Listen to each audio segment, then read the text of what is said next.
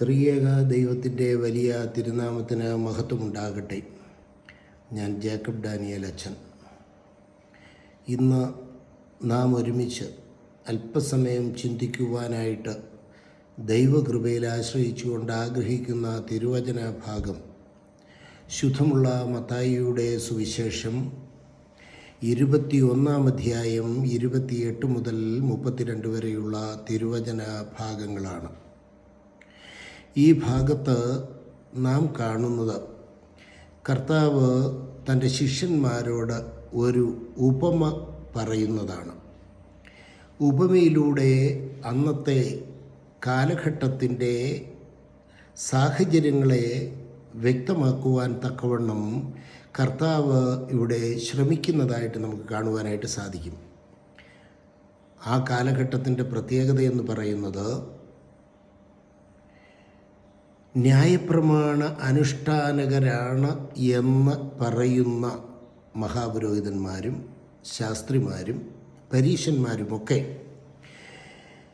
ദൈവത്തിൻ്റെ കൽപ്പനകൾ അണുവിട വ്യത്യാസപ്പെടുത്താതെ അനുവർത്തിക്കുന്നവരാണ് എന്ന വാക്കുകളിലൂടെ പ്രകടനാത്മകമായ ഭക്തി പ്രകടിപ്പിക്കുന്ന ഒരു സമൂഹമായിരുന്നു.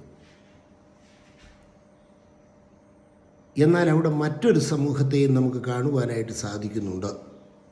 ചുങ്കക്കാരും വേശ്യകളും ഒക്കെയാകുന്ന അവഗണിക്കപ്പെടുന്ന മറ്റൊരു സമൂഹം. പ്രിയപ്പെട്ടവരെ, കർത്താവ് പറഞ്ഞ ഉപമ, ഒരു യജമാനന് 2 മക്കളുണ്ടായിരുന്നു.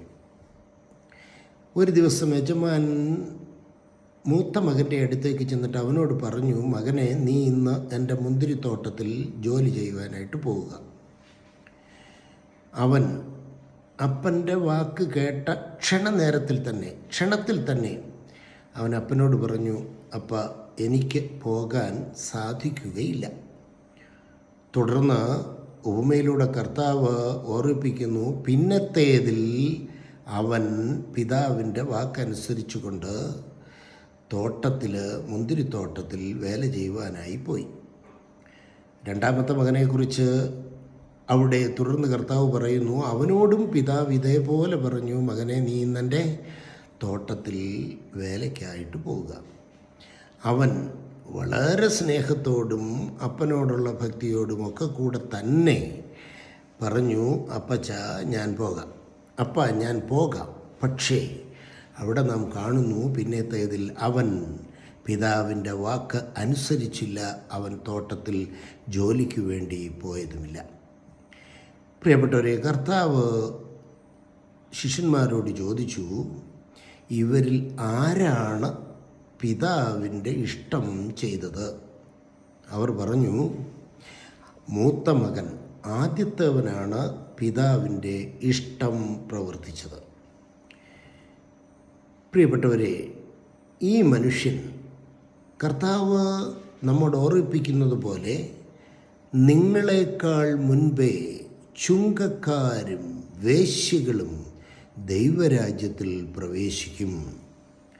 ചുങ്കക്കാരെയും വേശ്യകളെയും യഹൂദന്മാരുടെ രീതിയും അവരുടെ പാരമ്പര്യവും അനുസരിച്ച്, കർത്താവേ, എന്നെ ഒരു ചുങ്കക്കാരനായിട്ടോ ഒരു സ്ത്രീയായിട്ടോ സൃഷ്ടിക്കാഞ്ഞതിന് ഞാൻ നിന്നെ സ്തുതിക്കുന്നു എന്ന് പ്രാർത്ഥിക്കുന്നവനും, ആ കർത്താവിനെ അവർ പരിഹസിച്ചുകൊണ്ട് ചുങ്കക്കാരുടെയും പാപികളുടെയും സ്നേഹിതനെന്നൊക്കെ പറയുന്നതായിട്ട് നാം കാണുന്നുണ്ട്. എന്ന് പറഞ്ഞാൽ സമൂഹത്തിൽ ഏറ്റവും അവഗണിക്കപ്പെടുന്ന, സമൂഹത്തിൽ ഏറ്റവും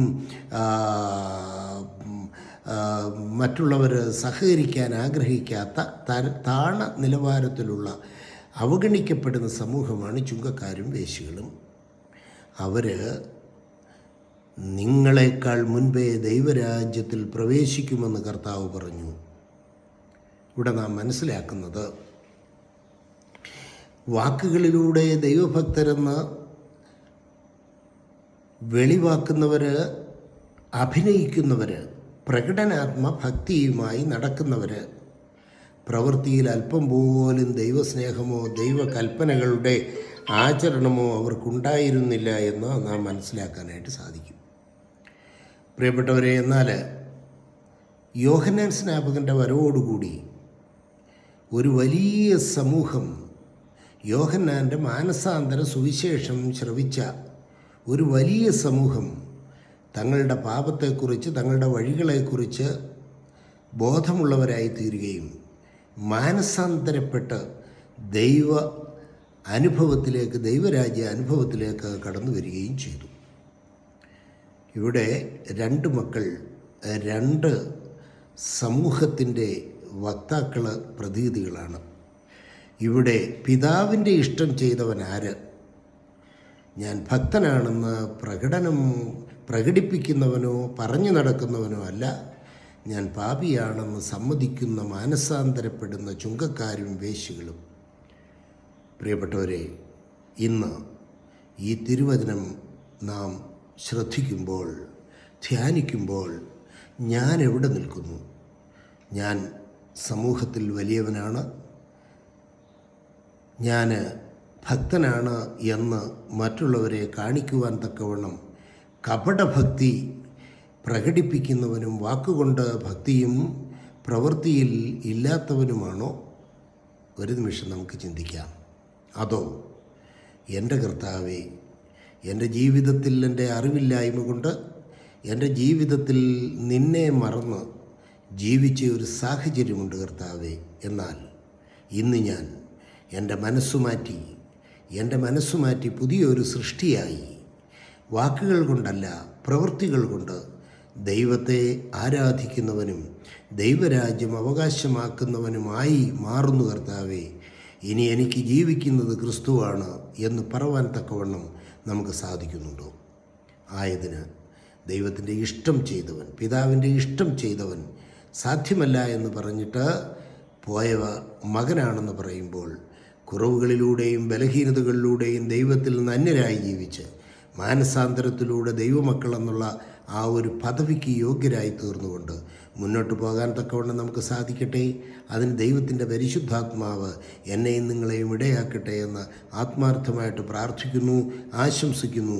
ദൈവം നമ്മെ അനുഗ്രഹിക്കുമാറാകട്ടെ. ആമീൻ.